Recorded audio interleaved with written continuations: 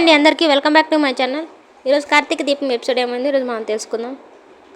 కార్తీక్ దీపం ఎలా మాట్లాడుకుంటూ ఉంటారు. ఏంటి మరదలా చాలా హుషారుగా ఉన్నట్టున్నావు అని అనడంతో, అవును ఎందుకు ప్లాన్ చేయదు, కంపెనీకి సీఈఓ అవుతుంది కదా అందుకని ఇలా ప్లాన్ చేస్తుంటుందిలే అని చెప్పి జోష్న అనుకుంటూ ఉంటుంది. అక్కడ ఉన్న జోష్న గ్రాని ఏంటి ఇంకా రాలేదు అనుకుంటూ ఉంటుంది. ఇంతలో వాళ్ళు గ్రాని రావడంతో ఏంటి సడన్ సర్ప్రైజ్ అని అడగడంతో రావాల్సి వచ్చింది అని చెప్పి జోష్న వాళ్ళ అమ్మ చెప్తుంది. ఇంతలో శ్రీమన్నారాయణ కూడా ఎందుకు మీరు ఇలా ఆఫీస్కి వచ్చారని అడగడంతో దీపే వచ్చినప్పుడు మేము వస్తే తప్పేంటండి అని అడుగుతుంది. మీరు రావడం తప్పని నేను అన్నానా? మీరు ఏది తప్పని చెప్పరు. అలా చెప్పుంటే బాగానే ఉండేది కదా మన ఇల్లు, ఎక్కడ వాళ్ళు అక్కడ ఉండేవాళ్ళు. మీరు అలా చెప్పకపోవడం బట్టే కదా ఇలా అని అంటూ ఉంటే, ఏం మాట్లాడుతున్నావు నువ్వు అని అంటూ ఉంటే, ఇంతలో నేను మీతో మాట్లాడాలి అని చెప్పి చెప్తుంది.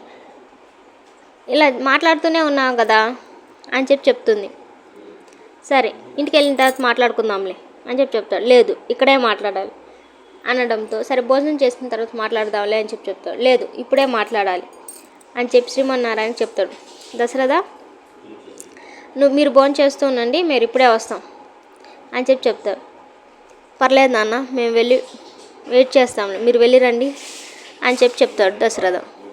దీప నేను ఒకసారి లోపలికి వెళ్ళాలి, నువ్వు ఇక్కడే ఉండు అని చెప్పి కార్తీక్ కూడా అలా బయట వెళ్ళొస్తాడు. పారిజాతం బయటకు వెళ్ళి సీఈఓ ఎవరండి అని అడుగుతుంది. ఆఫీస్ విషయాలు నీకు ఎందుకు, మా మనవరాల తరఫున నేను మాట్లాడడానికి వచ్చానండి, చెప్పండి ఏంటి ఇప్పుడు దీపని సీఈఓ చేస్తున్నారా మీరు అని అనడంతో, దీప సీఈఓ ఏంటి శ్రీమన్నారాయణ అంటుంది. ఏముందిలే కొందరికి తెలియాల్సింది నాకు ముందుగానే తెలిసింది అని చెప్పడంతో, కార్తీక్ వచ్చి జోష్న చెప్పిందని చెప్పారు దాంట్లో ఏముంది అని చెప్పడంతో, ఇంతలో కార్తీక్ జోష్న వచ్చి నేను చెప్పడం నువ్వు చూసావు బావా అని అడుగుతుంది. నిజానికి ఈ మాట సుమిత్ర అడగాలి కానీ నేను అడుగుతున్నాను. సుమిత్ర మీ పెద్దరికానికి గౌరవం ఇచ్చి అడగలేక ఆగుతుంది. ఓహో నీకు గౌరవం లేదు కాబట్టి అడుగుతున్నాను అంటావు. మీరు మాట దాటేయకండి. సొంత మనవరాలను కాదని ఒక పని మనిషికి పట్టం కట్టిన మీ పెద్దరికాన్ని నేను ప్రశ్నించడానికే వచ్చాను. నీ అర్హతకు మించి మాట్లాడుతున్నావు. నేను చెప్పేది కూడా అదే అండి, అర్హతకు మించిన స్థానం ఆ దీపకి ఇస్తున్నారు. దీపని సీఈఓ చేస్తున్నా అని నువ్వేమన్నా చెప్పావా తాత? చెప్పాల్సిన అవసరం లేదురా. నువ్వు మీ తాత చేత చేయించే పనే అదే కదా. చూడుపారు తాత సీఈఓ చేయాలనుకుంది దీపని కాదు. నువ్వు ఉండు కార్తీక్. పారిజాతం మంచి సలహా ఇచ్చావు. నేనేం సలహా ఇచ్చాను? దీపని సీఈఓ చేయాలన్న విషయం.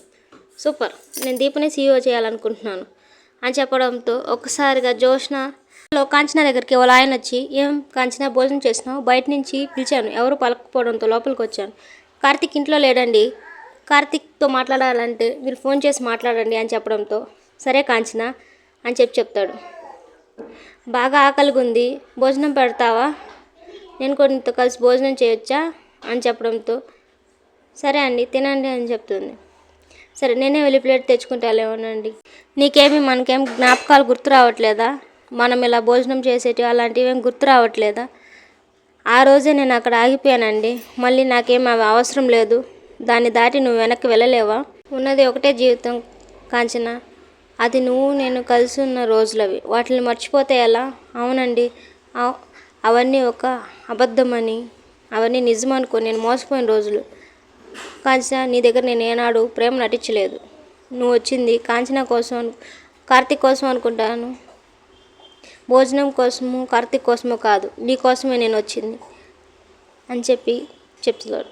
ఇంటి దగ్గర ఎవరూ లేరని తెలిసే నేను నీ కోసమే వచ్చాను. కార్తీక్ లేడని ఇంట్లో లేడని చెప్పావు, నువ్వు నేరుగా ఇంట్లోకి రావచ్చు కదా, మీకు అధికారం ఉంది కదా అని చెప్పి వచ్చేసాను. మీరు భోజనం చేయలేదని నాకెలా తెలుస్తుంది? మాట వరుసకైనా భోజనం చేశారా అని అడుగుతారు కదా, ఎందుకు అడగాలి? అందుకే నేనే అడిగాను, అందుకే మన ఇద్దరం కలిసి తింటున్నాను. నువ్వు కొద్దిగా మారు కాంచన అని చెప్పడంతో, ఆలోచిస్తానులే అని చెప్తుంది. అందరూ కలిసి భోజనం చేస్తూ ఉంటారు. అక్కడ జోష్న వల్ల వడ్డిస్తూ ఉంటారు. కార్తీక్, దీప మీరు కూర్చోండి, మీరు ఖచ్చితంగా మాతో భోజనం చేయాల్సిందే అని చెప్తూ ఉంటే వాళ్ళు కూర్చొని భోజనం చేస్తూ ఉంటారు. నీ తర్వాతే దీప వంటల్లో ఎవరైనా భలే వంటలు చేసావు నువ్వు అని చెప్తాడు దశరథ. ఇంతలో వాళ్ళ మమ్మీ జోష్న దగ్గరికి వచ్చి, జోష్న, నీ కూతురి భవిష్యత్తు ఇంకెప్పుడైనా తెలుస్తుంది. ఇక్కడ ఒకరి కోసం ఒకరు ఆలోచించడానికి మరొకరు ఉన్నారు. నీకే ఇంకా ఎవరూ లేరు. నీ ప్రయాణం ఎప్పుడూ ఒంటరిగానే ఉంటుంది. నువ్వు ముందు పెళ్లి చేసుకో అమ్మా అని చెప్పి అక్కడ కూడా చెప్తుంది. నువ్వు ఎక్కడికి వెళ్ళకు దీప అని చెప్పి శ్రీమన్నారాయణ చెప్పడంతో, నేనా తాతయ్య ఎక్కడికి, ఏముంటే తినేసి క్యారీ తీసుకొని వెళ్ళిపోతాను కదా అంటే, లేదమ్మా ఉండు నువ్వు అని చెప్పి శ్రీమన్నారాయణ చెప్తాడు. చేసేటప్పుడు శ్రీమన్నారాయణ అడుగుతాడు, సుమిత్ర నువ్వేమన్నా నాకు చెప్పాలా? ఈ రెస్టారెంట్ పెట్టిన కాడ నుంచి నాణ్యత కలిగిన ఉన్నత తీసుకొచ్చింది. దీన్ని ఒక సంస్థగా తీర్చిదిద్దారు మీరే. దీని నీడలో ఎంతోమంది ఆశలు పెట్టుకొని బతుకుతున్నారు. వాళ్ళ ఆశలు మనం ఎందుకు మావయ్య మనం చెడగొట్టేది? ఆ ఆశలను సాధకం చేసే నాయకత్వంలోనే జరగాలి. అది ఎవరైనా మీ నిర్ణయం పైన ఆధారపడి ఉంటుంది. మీకంటే ఇంకెవరూ ఆ నిర్ణయం గొప్పగా తీసుకోరు అని చెప్పడంతో, శ్రీమన్నారాయణ కోడలు అనిపించుకున్నావు, శబాష్ అని చెప్తాడు. ఇందులో Karthik, my dear board members, my family లాగే మనం పనిచేసే వర్కర్స్ లాగా కాకుండా, నేను ఇప్పుడు ఈ సంస్థలో లేకపోయినా కూడా నా సేవలు, నా సలహాలు, నా సహకారం అన్నీ ఈ సంస్థకు ఉంటాయి అని చెప్తాడు.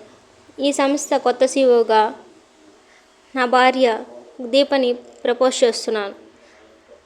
నా అడుగు జాడల్లో దీపనే ఉంటుంది. ఈ కంపెనీని నిలబెట్టే బాధ్యత నాది. ముందు దీప ఉంటుంది, వెనుక నేనుండి నడిపిస్తాను అని చెప్పి కార్తీక్ చెప్పడంతో అందరూ ఒకసారిగా షాక్ అవుతారు. Please subscribe my channel.